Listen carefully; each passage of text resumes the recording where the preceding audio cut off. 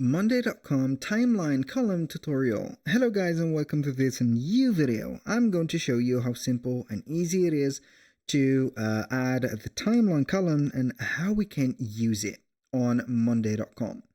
We're going to head over Monday.com, sign in for an account. We're going to visit up the app of work management since we're going to find it only and exclusively there. We're going to start by heading over one of the workspaces that we have.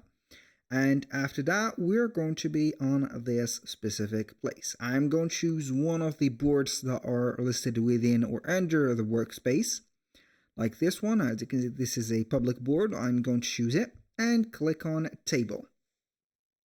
Now, within the table or the task list, we're going to find nearly everything. Now, as you can see, these columns are going to be having some details, some properties. The timeline column is going to be added in some of the templates, or most of the templates that are going to be related to a project, to a work, to task management, planning, are going to have a timeline. If your case is not going to have a timeline, you can go ahead and add it by heading over the plus, type in timeline.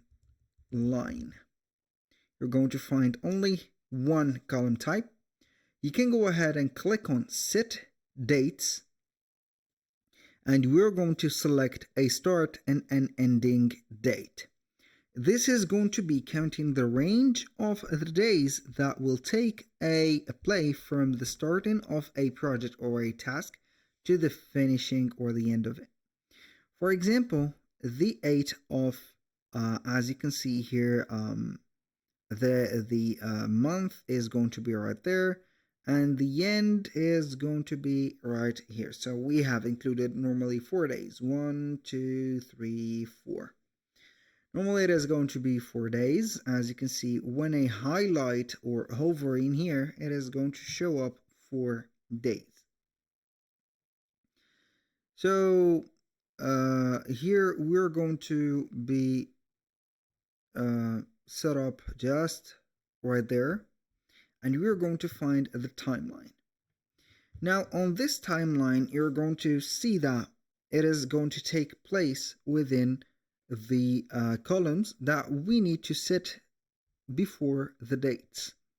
So we're going to see the project or the task lifetime. So it could be also used for automation, setting up the total of days. For example, you can go ahead and use it as a total days. What do we have lifetime of the tasks? How many days that we have there? Also, it is not going to be related to due dates.